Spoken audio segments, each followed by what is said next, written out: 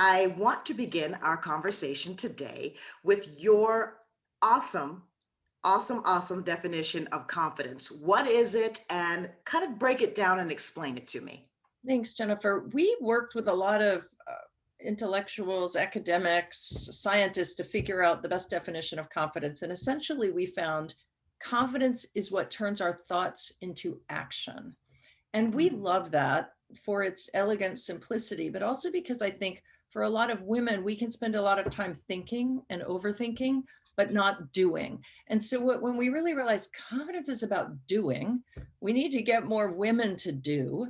And that involves taking risks and failing. What we started to learn is that the way you build confidence then is about risking, failing, persevering, and eventually getting through it.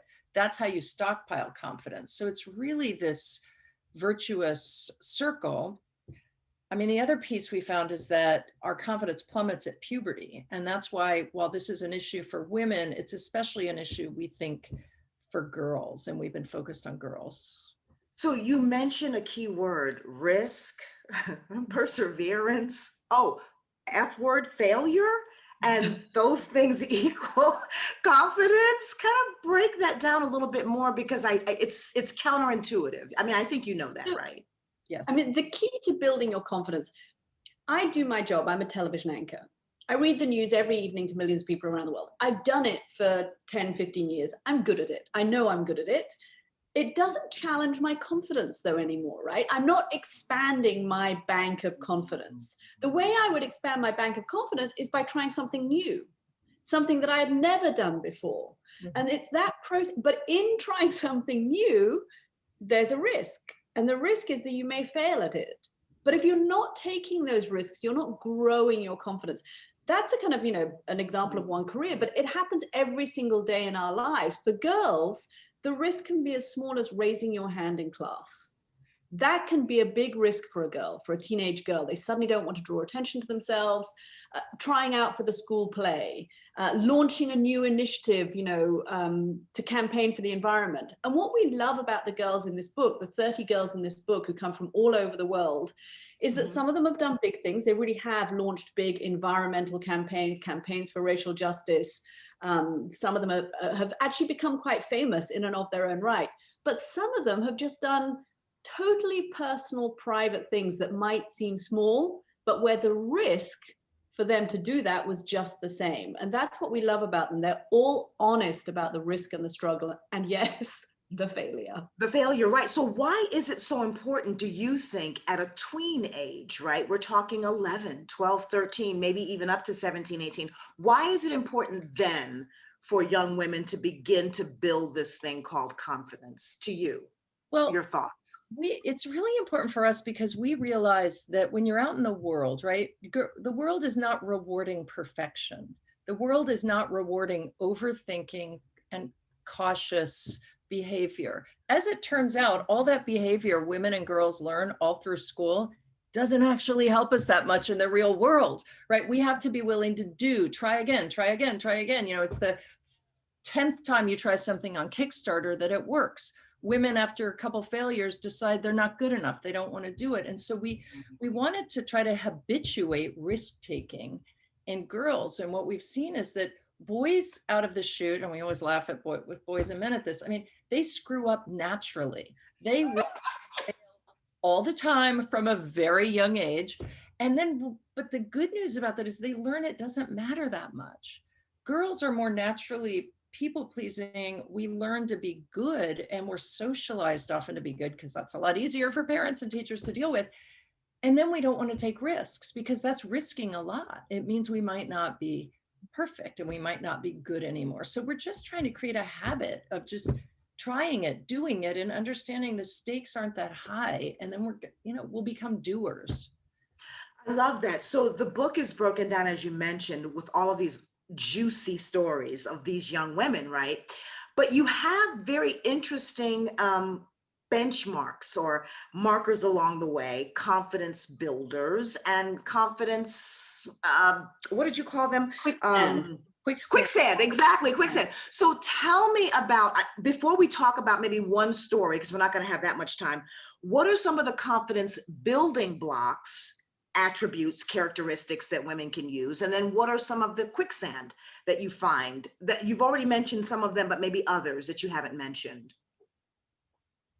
Well, one of the building blocks for girls that's really important is finding a support group, finding a team around you. And we have the story of a girl in Ethiopia who's 12, who has to get herself out of a child marriage. Her dad comes along and tells her she's going to get married, and she wants to stay in school.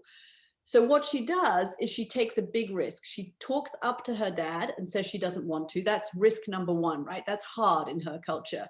She then puts a note in a school box of kind of, complaints or suggestions or people who need help. And she puts a little note there saying, this is happening to me. Can you help me? So she gets a team around her in her school. Then she goes to her aunt and she gets another member of the team. So building a team. There's a girl in California who's being bullied. She does the same thing. She goes and she builds a team from her local Girl Scout group. Build that team of supporters. That's one of our building blocks. I love it. I love it. Quicksand, I think, is for all of us women too, when we catastrophize and when we overthink. Learning to recognize that and recognize we're not always tethered to reality when we're doing that, and just sort of stop it.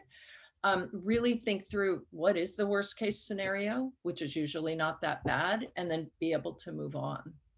So when you think about the end result of what you want people to gain, middle school girls, tweens, moms, parents, what is the message? What do you want this book, let me make sure I get a picture of it, this awesome book, what do you want people to walk away with? I mean, some of it's simple, right? We're living in a hard time. This is not easy at the moment. Everybody's going through struggles. And I think in some ways, it's as simple as this is a book with lots of good news. I mean, this is a book that is inspiring, that the girls are awesome. I mean, there's a lot about, the tactics of confidence, dropping perfectionism, overcoming hurdles. But it's also just nice to have a book of 30 stories of girls who are doing good things. So I think some of that inspiration, I think right now, gosh, don't we need it? We need some good news. And I think some of that, I think, is what we're excited about in this particular moment. I think I hope two things. I hope adults understand, and other girls, this is an incredible generation of girl activists. Yeah. I mean, it's really amazing, right? These girls are out there doing it. And I love that. But the other thing is, if there's one little bit of advice, we say, do it afraid, which is we do it, right? We want these girls to do, we need them to lead, right? We need them 15 years from now. And we want them to do. And if they understand that when they're afraid, when something looks frightening, that's normal and that they can decide to act anyway. Fear should not mean don't do it, right? Do it afraid is what I really hope sticks.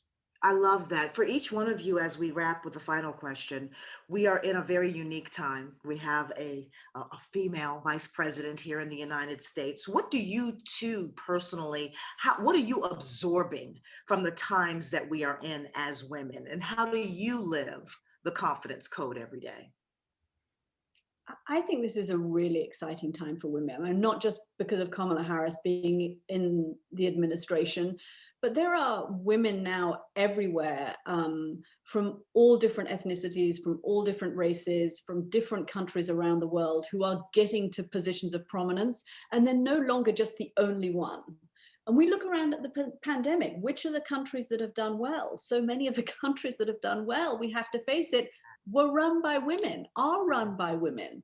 And I think those role models, the more role models we can have for our young girls, the more ways they can be diverse and lead, right? There's not just one model for girls. And I think that's so key.